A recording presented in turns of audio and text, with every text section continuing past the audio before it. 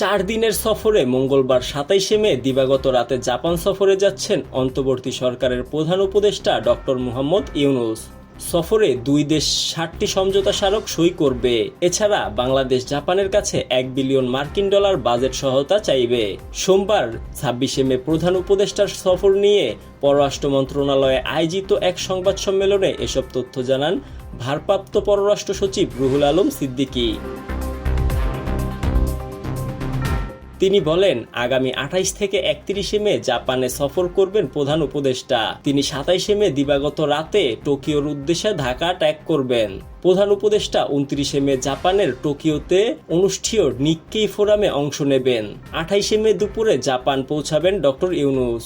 ওই দিন বিকেলে জাপান বাংলাদেশ পার্লামেন্টারি ফ্রেন্ডশিপ লীগের প্রেসিডেন্ট তারো আসো প্রধান উপদেষ্টার সঙ্গে সাক্ষাৎ করবেন।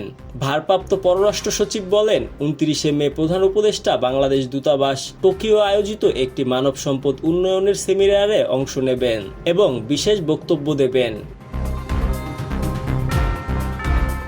অদূর ভবিষ্যতে জাপানের প্রয়োজন অনুযায়ী বাংলাদেশ কিভাবে আরও দক্ষ জনশক্তি পাঠাতে পারে সে ব্যাপারে সেমিনারে আলোকপাত করা হবে।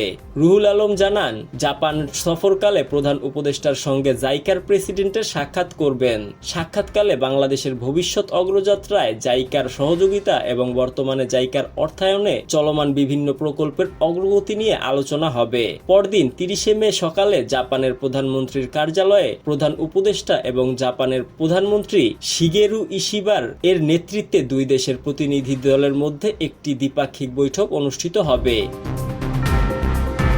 বৈঠকের আগে প্রধান উপদেষ্টাকে লাল গালিচা সংবর্ধনা এবং গার্ড অব অনার দেওয়া হবে। রুহুল আলম বলেন, প্রধান উপদেষ্টা সফরে জাপানের সঙ্গে 60টি সমঝোতা স্মারক সই হওয়ার কথা রয়েছে, যার মধ্যে বিনিয়োগ, জ্বালানি ও বিভিন্ন প্রযুক্তিগত খাতে সহযোগিতা বিষয়ক কয়েকটি সমঝোতা স্মারক স্বাক্ষর হতে পারে। এছাড়া বাজেট সহায়তা ও জয়দেবপুর ঈশ্বরদী রেলপথের ডুয়েল গেজ ডবল লাইনের উন্নতিকরণে এক্সচেঞ্জ অফ নোটস স্বাক্ষরিত হবে বলে প্রত্যাশা করা যাচ্ছে। তিনি জানান, বাংলাদেশ জাপানের কাছে $1 বিলিয়ন বাজেট সহায়তা চাইবে।